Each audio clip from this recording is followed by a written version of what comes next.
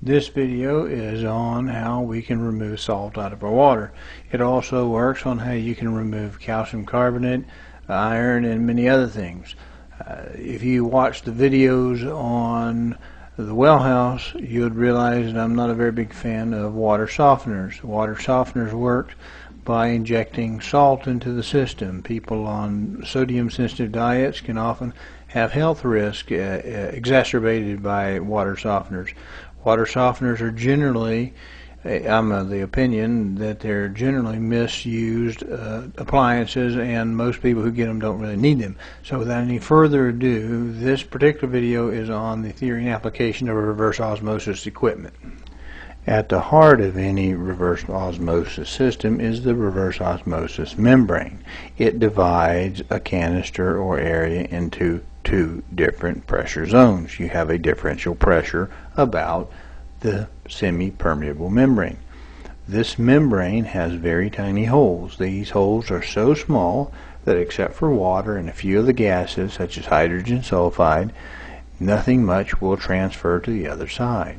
So as we increase pressure on the water in the intake side, we will push water and a very few gases to the other side.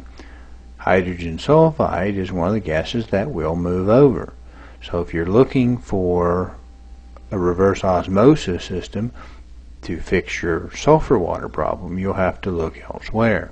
It can't solve that particular problem, but it can solve calcium problem, it can solve salt problems, it can solve many other problems, iron problems, and other contaminants that are much larger. So if you were to put a great deal of this water that has the contaminants through the membrane, you would result in building up increasing concentrations of these contaminants as the water was cleaned and pushed over to the low pressure side. The industry uses a term for this highly concentrated water. They call it brine. And we need some way of getting this brine out of the high pressure side, else we would eventually clog and foul the membrane. So this is often done by a valve or some sort of a weep. Now here in this illustration I show using a little valve, and what this little valve does is he rotates and he holds that differential pressure for a period of time. Kind of steps through there, if you will. So if we need that differential pressure to be maintained in order to push the water through, we hold it and then we dump it, and then we hold it and we dump it, and as we do this, we repeat the process. We dump out that concentrated water that has those contaminants in it, and in this way the free-floating contaminants are washed out. Now you see the air gap flashing, and what an air gap is a way to keep your nasty drain contaminants from ever wicking back up into your clean system. It is a gap. It literally is a gap between a discharge point and a drain system. There is another type of thing called an air brake, where you may have a little bit more physical contact, but there's no possible way for water to crawl back uphill into that device. Now when you have a reverse osmosis, it's very important that you have your air gap or break in such a way that you cannot back siphon nasty germ-filled drain water into your filter system.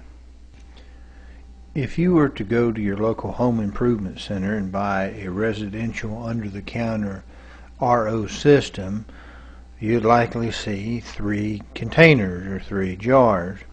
We've already discussed the center compartment, which is the RO compartment, but ahead of that, or in the lead position, is usually a pre-filter and carbon filter combination. Now what it does is, first, the pre-filter is used to mechanically screen large particulates to protect the membrane from the large matter, and then the carbon is used to take out any residual chlorine, because chlorine will affect the membrane. It will just destroy it. It'll eat it up. So that's usually in the lead position.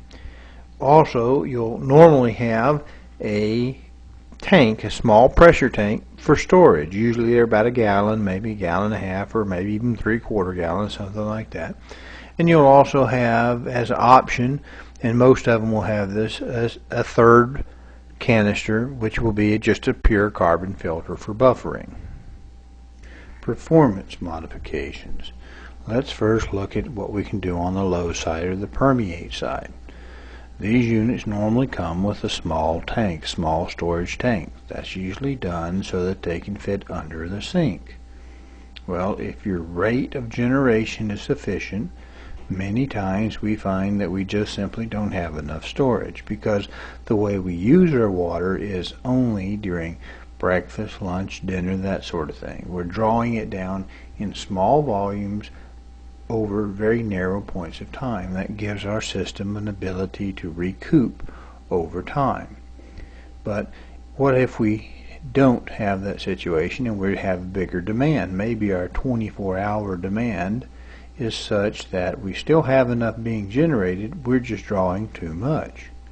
Well, using a larger tank simply allows us to store more overnight and take care of that demand. Another way we can improve things is by use of what is known as a permeate pump. The way it works is we take the low side pressure, we drive it even further down by putting it to the suction side of a water-driven pump. We drive the delivery side, or the system side, up much higher, so we actually have a better delivery pressure at the sink, and we do it all by using the brine as the driving force. Much like a sprinkler has a water gong, we're using the brine, the wastewater, to turn a little water motor inside the permeate pump. It spins the motor and pumps the water. This creates an increased differential pressure and will increase the output of your membrane because it increases the differential pressure. High side modifications to increase production.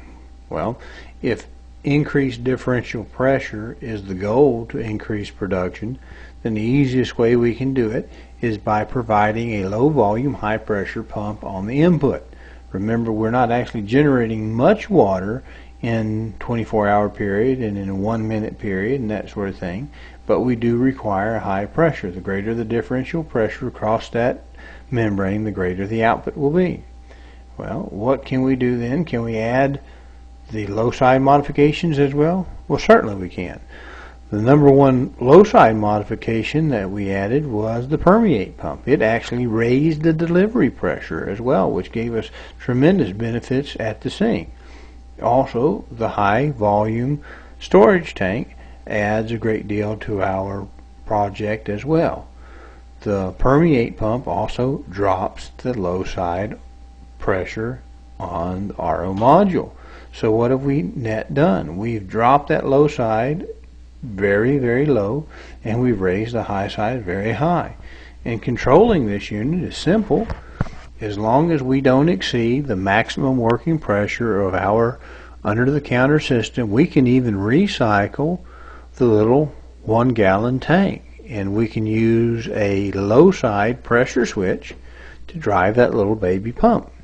In short, we can operate a rail throughout the house, say at 30 psi, off that low side switch, let the little pump run off its built-in pressure switch at say 100 to 80 psi, whatever it's designed to do, assuming it's compatible with the rest of our system's working pressure, and it will pump up the little orange tank and cut off, and then that pressure will push against that membrane and it will cycle through until such time as we fill up our little gray tank. And when our little gray tank gets filled up to 30 psi, our rail reaches cutoff, the system cuts off, and we stay that way until we've used enough water out of our supply tank to require regeneration.